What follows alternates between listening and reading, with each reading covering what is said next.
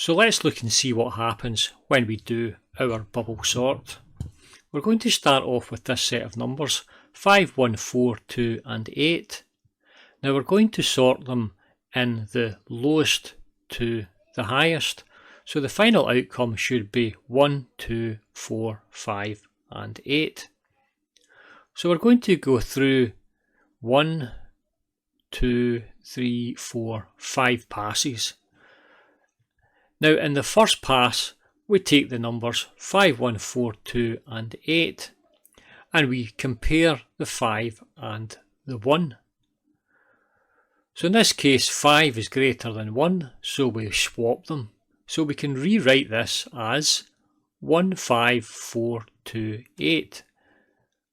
And then we move on to the next one. So we can compare the 5 and the 4. And these are going to be, again, the 5 is greater than the 4, therefore it swaps it, so we're going to end up with the 1, 4, 5, 2 and 8. And then we move on to the next one where we compare the 5 and the 2. And again, when we compare the 5 and the 2, the 5 is greater, so we swap them and we get the 1, 4, 2, 5 and 8. And finally, we're going to compare the 5 and the 8. In this case, the 5 is less than the 8, so there's no swap. So the 5 and the 8 remain in position. So finally, we're left with 1, 4, 2, 5 and 8. So what has happened is the 8, we say, has bubbled to the end. So the 8 has been sorted. Now we move on to the second pass. And we pick the sorted lot here. So we start off with the 1, 4, 2, 5 and 8. And we compare the 1 and the 4. And 1 is less than 4, so we just leave it. So we're still left with 1, 4, 2, 5 and 8. And then we compare the 4 and the 2. But in the 4 and the 4 is greater than the 2, so we swap them. So that becomes 1, 2, 4, 5 and 8. And finally, we're going to compare the 4 with the 5. And 4 is less than 5, so there's no swap. So we're left with 1, 2, 4, 5 and 8. So the value of the 5 has now bubbled through as well. So we've done 5 and we've done 8. So we move on to the next one where we take this one here and we compare the 1 and the 2 and there's no change. And then we compare the 2 and the 4 and there's no change. Now we don't need to compare any of the last two because those have already been sorted. So now the 4 has been fixed or bubbled through. Now the final phase here, we compare the 1 and the 2. Now 1 is less than the 2, so there's no swap, and we don't need to compare the 4, 5 and the 8 because they have already been done above. So finally we're going to be left with the final outcome, which is 1, 2, 4, 5 and 8. Now pass 5 here gives us 0 swaps, okay? So whenever we get 0 swaps, we know that it is in order and we can stop the code. So this is the basis of our bubble sort. So let's have a look at this in our assembly language. So if we head into the ASM folder, you can see there's one here called bubble sort. So we can open this up and this is our code for the bubble sort. Now we're going to start off again with the code at 0x8000. So this is the start of our program, .code 0x8000. Now what I'll do is I'll head down to the bottom of the program and you can see that we've got the .data 0x B000. So this is where we're going to store the data that we are working on. And we're going to set aside the define constants So these are our assembler directives. DC define constant. So the first one is going to be the buffer. So the buff is going to contain the 5 numbers we want to sort. So we want to sort 5, 1, 4, 2 and 8. And you can see we put a set of brackets round about them and we separate them with a comma. We also need to know the size of this. So you can see the size of this is 1, 2, 3, 4, 5. So there's 5 entries. So let's head back up. We're going to define buff underscore start as this number here. So in effect, this number is the memory location where we're going to start off. So that's this memory location here, which will contain the first number 5. And we're going to go down to the start of the program, which is main, and we're going to jump to the subroutine sort. The subroutine is here. Now whenever we finish the subroutine, it will come back up to this line here and the program will end. So let's have a look at the actual code. Now we start off by defining the very last memory location and we put that into register R4. So we take the buffer underscore start, so that's the starting position, which is going to be the 0 cross B 0 0 0, and then we put the value for the size, so the size goes into register R5, so in this case the size is 5, that is there's 5 entries. So we add both of these together, so we take the 0 cross B 0 0 0 and we add 5 on, and it will give us 0 cross B 0 0 5. But remember, this isn't going to be the very last memory location, we're going to be 1 out because we would be at the position B0 0 5. But the very last position is actually B0 0 4 because we count the 0 value there as one position. So it means we're going to have to subtract 1 off. So we do this here, we decrement R4. So R4 finally will be left with the location, which is a register, an address, which will be 0 cross B 0 0 4. Now we're ready to set up the initial pointers. So we're in sort next pass, we've got buff underscore start and R0, so that's the address of the first value. We move this into register R1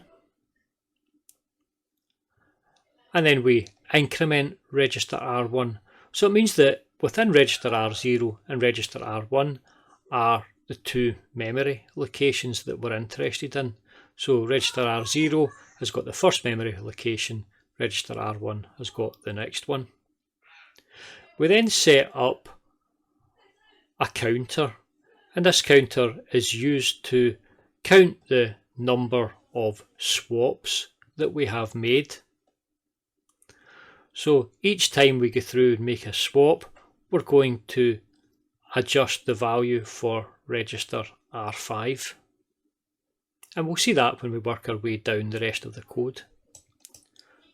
So now we're ready to go and get the actual values from memory and place them into the registers. So sort underscore next underscore pair. So we've got load R0 into R2. So what that says is go to the memory location which is in R0, which is the very first memory location 0 cross B 0 0 0. Pull out the value that's in that memory location and put it into register R2. So in effect register R2 becomes the list I entry, and the same again for the value into register R3, and register R3 becomes the I plus 1th entry. We then do the comparisons between those two, compare R3 and R2, so we're comparing the ith and seeing if the ith is greater than the ith plus 1.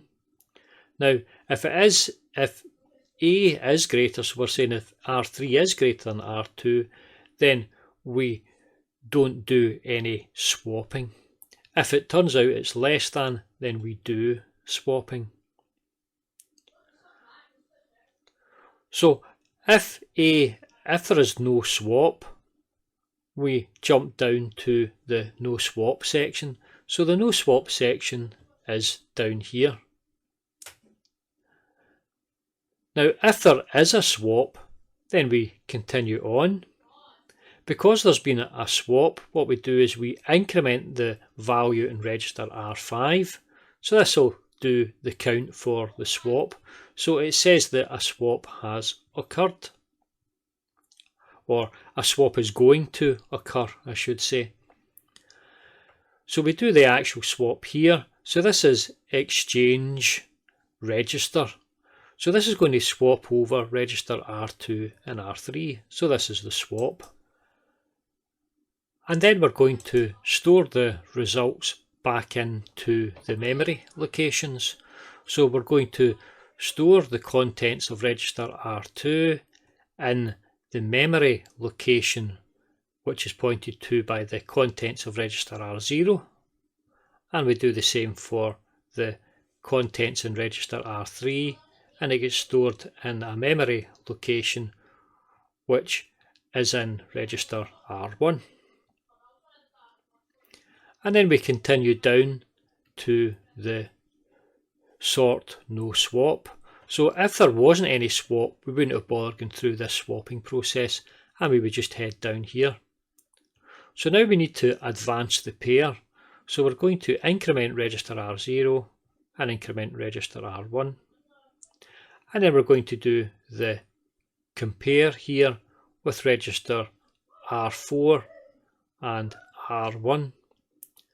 Now, we set it out so that register R4 would have the final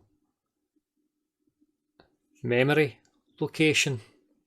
So if we get down here and we have A is greater than, we're going to jump if A is greater than or equal to sort underscore next pair. So in effect we're going to jump back up here and continue round this process. And we're going to continue round this process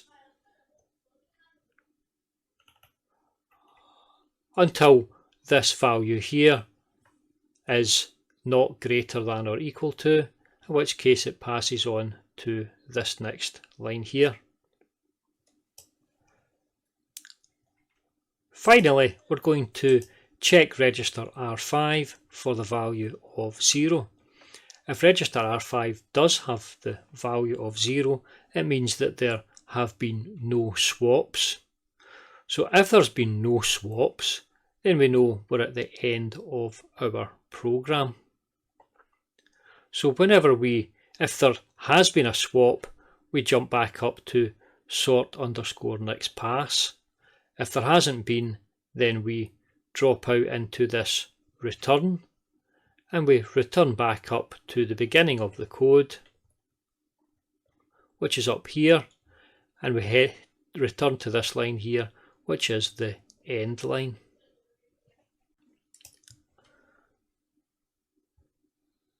So thank you, Timothy Morgan, for generating this excellent little bubble sort code for us.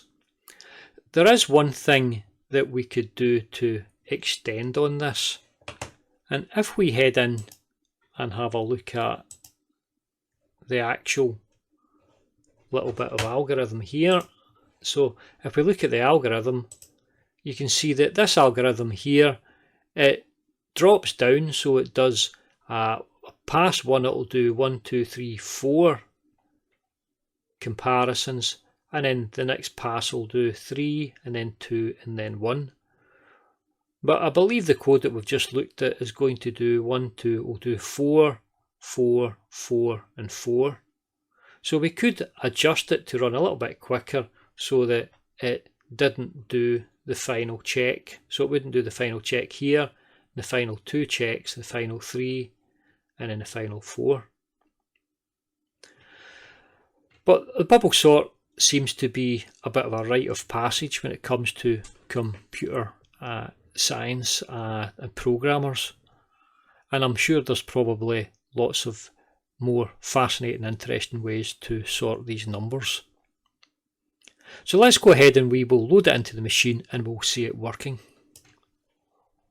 Okay, so we go into the motherboard, into the RAM. We'll open up and we're going to look for bubble sort.mc, which is this one here. We'll close the window